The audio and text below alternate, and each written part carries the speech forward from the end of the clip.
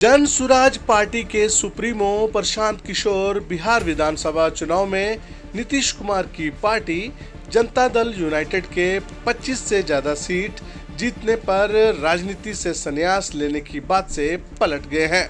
चुनाव नतीजों में जन सुराज पार्टी को 0 और जेडीयू को 85 सीट मिलने के बाद पहली बार मीडिया के सामने प्रशांत किशोर आए।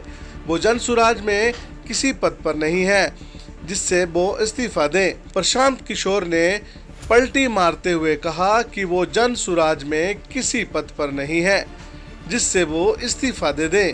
पीके के नाम से मशहूर चुनावी रणनीतिकार ने कहा कि उन्होंने ये नहीं कहा था कि वह बिहार छोड़ देंगे। उन्होंने कहा कि आगे भी वो बिहार में रहेंगे और यहीं घूमते रहेंगे।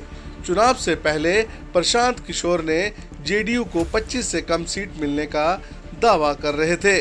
वो कहते थे कि जन सुराज या तो अर्श पर रहेगी या तो फर्श पर रहेगी। दूसरी बात उनकी सही हुई है। चुनाव से पहले 10,000 रुपये नकद देने को राष्ट्रीय जनतांत्रिक गठबंधन की जीत से जोड़ते हुए कहा कि नीतीश ने पैसे देकर वोट खरीदे हैं।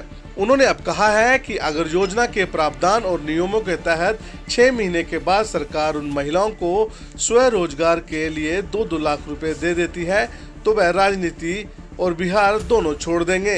अगर सरकार ऐसा नहीं करती है तो ये समझा जाएगा कि उन्होंने वोट खरीदे और सरकारी योजनाओं के नाम पर नकद पैसा दिया।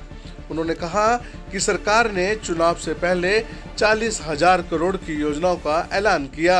हालांकि जन सुराज के प्रदर्शन में गौर करने की बात यह है कि उनके कैंडिडेट 1 सीट पर दूसरे, 129 सीट पर तीसरे, 73 सीटों पर चौथे, 23 सीटों पर पांचवें, 8 सीटों पर छठे और 2 सीटों पर सातवें और 1 सीट पर 8वें, 1 सीट पर 9वें और 5 सीटों पर 10वें नंबर पर रहे।